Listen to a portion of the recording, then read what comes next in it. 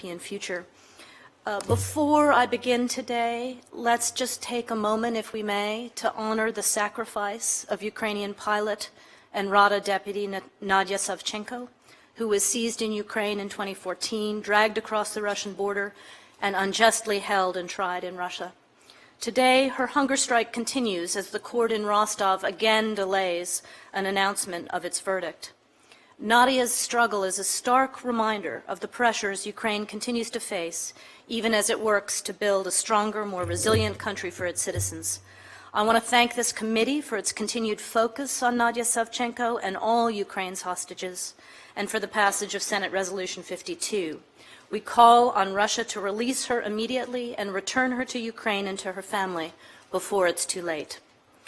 Like Nadia, all across Ukraine, citizens are standing up and sacrificing for the universal values that bind us as a transatlantic community, for sovereignty, for territorial integrity, for human rights and dignity, for clean and accountable government, and for justice for all. The United States has stood by Ukraine as Russia has sought to stymie its democratic rebirth at every turn. Today, however, as you both mentioned, Ukraine's European future is put at risk as much by enemies within as by external forces. The oligarchs and kleptocrats who controlled Ukraine for decades know that their business model will be broken if Maidan reformers succeed in 2016. So they're fighting back with a vengeance, using all the levers of the old system, their control of the media, state-owned enterprises, Rada deputies, the courts, and the political machinery, while holding old loyalties and threats over the heads of decision-makers to block change. Against this backdrop, Ukraine's own leaders have been locked for months in a cycle of political infighting and indecision about how to restore unity, trust, and effectiveness in the reform coalition, and how to reboot the government and its program.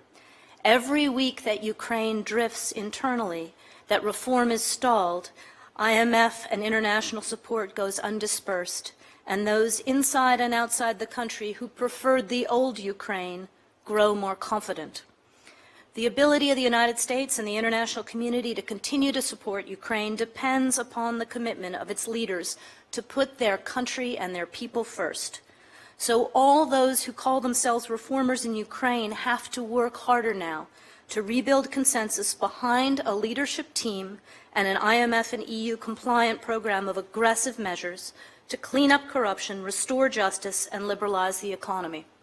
We continue to believe that 2016 can and should be the year that Ukraine breaks free from the unholy alliance of dirty money and dirty politics, which has ripped off Ukrainians for far too long. But without that, Ukraine risks sliding backwards once again into corruption, into lawlessness, into vassal statehood. But here's the good news.